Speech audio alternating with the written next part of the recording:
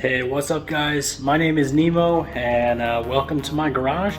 I've got a new project I'm getting started on here. I wanted to bring you guys in, just put this on YouTube. I feel like I kind of want to get into the cars and YouTube thing, so I figured this was a good place to start. So I'm going to go ahead and show you guys what I'm working with here. Alright, let me step back a second. So this is a Chrysler Crossfire. But not just any Chrysler Crossfire. This is a 2005 Crossfire SRT6. These cars are actually pretty rare, pretty hard to find. There's only about 2,500 of these ever built, and they're usually pretty expensive. I actually wasn't planning on buying this because I really can't afford the typical $12,000 price tag that comes with these cars. But I went ahead. I was actually looking at buying a new daily driver for myself, and I was looking at getting a Nissan 350Z. That's really what I wanted. I was just looking for a cheap, fun daily driver car, and Nissan 350Z really fit the bill. But I was actually looking on a dealership's website locally here, and I was looking at one of the 350Zs they had on a lot there, and I came across this listing for this Crossfire, and it was being sold for only $7,000, and I actually managed to get them down to $6,000, which was a hell of a deal, and I couldn't pass that up. This is a super cool car to get my hands on. I really wasn't planning on it being a project either. That kind of happened out of my own stupidity, which I'll get into in a second, but I wanted to kind of give you guys the runaround. I explained this is just me, kind of an intro video, kind of talking through what my plans are with the car, what's going on with it. So yeah, let's get started. So I actually bought this car, again, just planning on having it be a daily driver. Was not planning on having it be a project car at all. But we kind of had an issue with it when I bought it. After I bought it, I went ahead and did some research like all car guys do, usually before you buy it.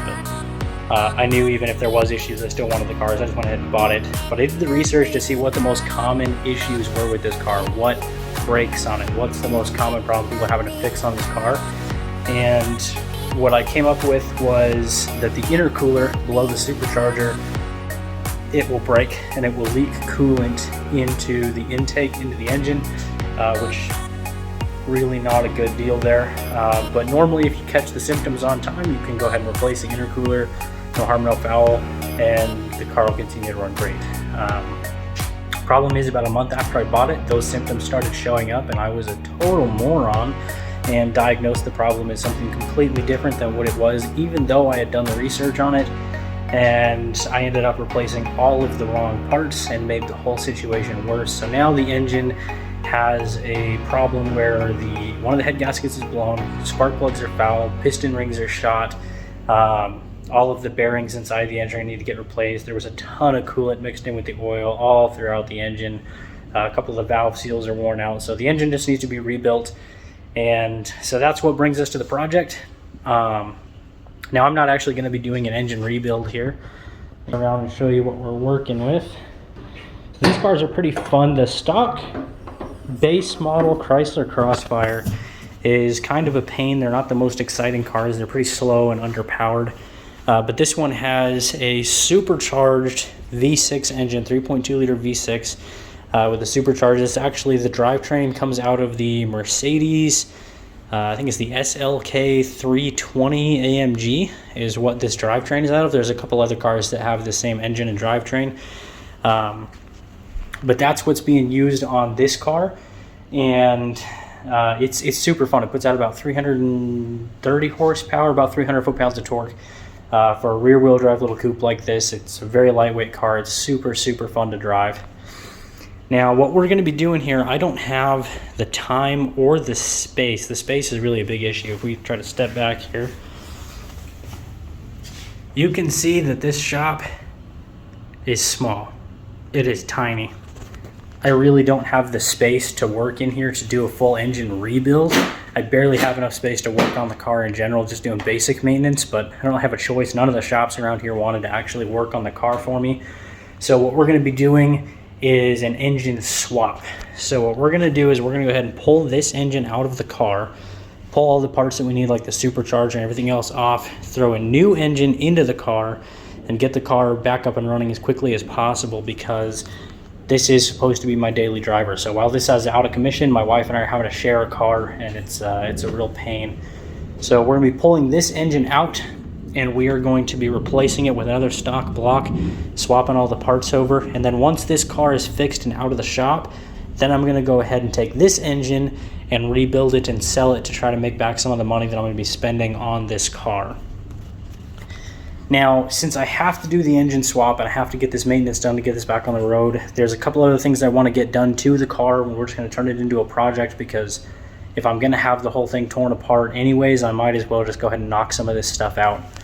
So the first thing that we're going to be doing is this pulley on the supercharger is horrible. I hate this. This is what comes stock.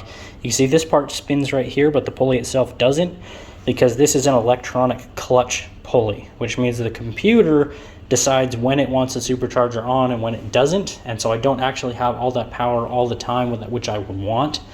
So I'm going to see if I can find the room in the budget. We're going to try to put a fixed pulley on this thing, which will, and maybe even a little bit smaller pulleys. We can boost the power a little bit and have the power all the time.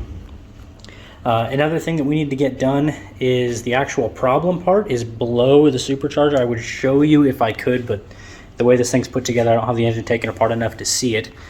But right down below here, it's really impossible to see down inside there, even with some of the engine taken apart. There is an intercooler that sits below here. It's I think you call it a water to air or an air to water intercooler that sits directly below the supercharger. That part needs to be replaced because that's what caused all the problems in the first place. So we're going to be putting an aftermarket, better built intercooler in there to go ahead and take care of that problem, so I don't have to deal with this in the future.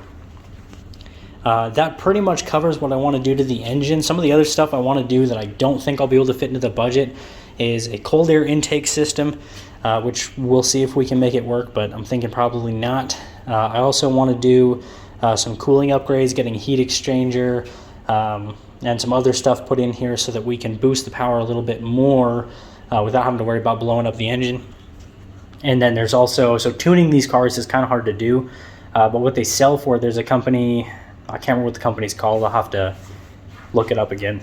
But they make, it's basically a plug and play ECU. It's a tuned ECU, and so I just swapped the stock ECU for the tuned one, and the car's tuned. So I can throw that ECU in there, throw a different pulley in there, do all the cooling upgrades. Cold air intake in this car will be quite a bit more powerful. I think I can bump it up to somewhere around the range of 400 horsepower or so, which would be a lot of fun in this car.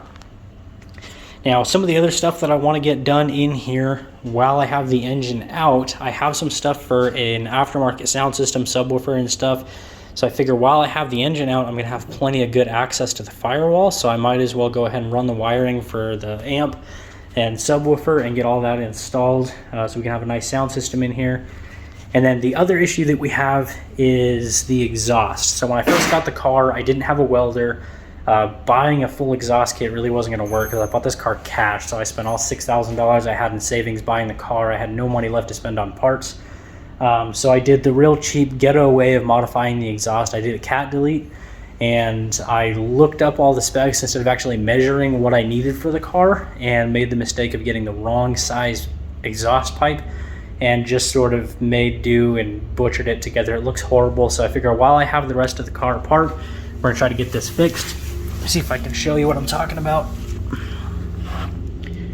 Let me see if I can get the light on here. There we go. So you can see it's got exhaust clamps holding the pipe on. They're clamping it down. The pipe is probably about a ½ inch too big. And then there's some exhaust sealer on there which really didn't hold. And it's all the way on that section. So now I actually do have a welder. I'm not really good at welding, but I do actually have a welder now. So I'm going to take a look and seeing if I can find a way to get that fixed so that we can have better exhaust. So that's kind of my plans for this build. This is going to be a multi-part series. I don't know how long it's going to take me to do. I'm having to do the work by myself. All my buddies that like cars are either in other states or they're actually currently deployed overseas right now. So I'm going to be doing all the work by myself. We're going to pull this engine out, put a new engine in. We're going to do a refresh on the supercharger, so even if I can't do the pulley on it, we're going to do an oil change. We're going to take this thing apart, clean it up, because I know there's probably some coolant residue and stuff in there. So we're going to pull this apart, clean it up, do a full oil change on the supercharger, and get that back up and running the way that it needs to be, just like a brand new supercharger. And then we'll go ahead and get the new engine put in here and take care of some of the other stuff, sound system, exhaust, and that'll pretty much be it for this main part of the build. There's a lot of stuff I want to do to this car in the future as money and time permits, so we'll definitely be adding more, but for this, that's kind of the three main things we're going to be focusing on. And again, it's going to be a bit of a multi-part series. And again, this video is just sort of an introduction to the build, kind of showing you guys what I want to do, what my plans are for the car, kind of the history of the car, how I got it, what's going on with it. The next video that I post, we're actually going to go ahead and start working on it. So in the next video, what we're going to do is I'm going to try to get the cooling out. So I'm going to drain the cooling out, see if I can get the radiator pulled out of here. And some of this could be pretty difficult. This is actually the reason the car was so cheap is because it's a salvage title car. This car was actually in an accident and all the damages were repaired. But as I've been digging into the car, I've been realizing that the shop that actually did the repairs and flipped the car, they did some real shoddy workmanship in a couple of spots. The bumper was held on with, instead of the OEM stuff, it was held on with like rivets and wood screws. It was a pain in the ass to get that thing taken apart. So I know when I start getting into some of this stuff, it's going to be a little bit difficult to remove. Hopefully not too difficult. There wasn't much damage to the front end in the accident. The accident was actually, I think the car got sideswiped or T-boned, and you can kind of see, so if you look at the door here, you can see where they pulled some dents here in the door. And then you can also, I don't know how well the camera is going to pick this up, but you can kind of see these body lines are a little weird here. They're just, as far as I can tell, there's a lot of body filler all in this pillar here. You can see some kind of crappy workmanship down here, a little bit of body filler showing through. So that's where most of the damage was, so hopefully it won't give me too much issue in the front end of the car. But, you know, we'll see. So next video, we're going to go ahead and try to tear the cooling system out of here. I'm going to get the hood pulled off so that it's out of the way, so we don't have to deal with that because the lighting in here is not that great. Once the cooling's out, the hood's out of the way, then we're going to start working on getting the front of the engine pulled apart, getting these coolant lines off, get the intake pulled off, get this belt off, see if I can get the supercharger removed from the car. Look at all the electrical stuff and everything disconnected from the car or from the engine. And then once all that's done on the top and the sides of the block, then we'll move down to the underside of the car, disconnect the exhaust, pull the starter, disconnect it from the transmission. And hopefully by the time all that's done, I'll have the tools I need. I don't have an engine hoist at the moment, but hopefully by the time I get all that stuff done, I'll have an engine hoist to use, and we'll be able to go ahead and pull this engine out and start working on getting things ready to put the new engine in place. So I'm pretty excited for this build. I hope you guys are too. I do want to mention, I'm new to this. I've been working on cars for a long time, but I have never done anything as big as an engine swap before ever in my life. So it's going to be a big learning experience for me. So feel free, if you guys know what you're doing, if you see me doing something wrong or stupid, please point it out in the comments. I'm open to criticism. I know I'm probably going to do some stupid stuff here. I might even break some things.